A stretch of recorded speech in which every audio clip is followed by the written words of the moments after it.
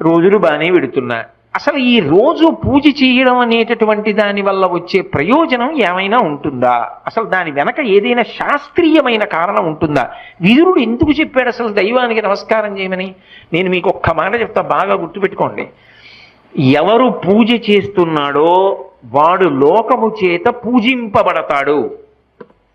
నేనన్న మాట బాగా పట్టుకున్నారా? ఎవరు పూజ చేస్తాడో వాడు లోకము చేత పూజ అందుకుంటాడు.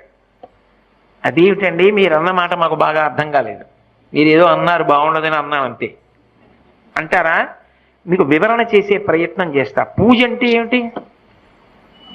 పొద్దున్నే దేవుడి దగ్గరికి వెళ్ళో దీపం పెడుతున్నా. ఎందుకు?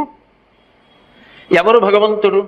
చంద్ర సూర్యౌ చ నేత్రే కర్ణావాసా శిరోద్యౌ ముఖమవిదహనో యస్య వాస్తేయమబ్ధిః అంతస్తం యస్య విశ్వం సురనర ఖగో భోగి గంధర్వ దైత్యైః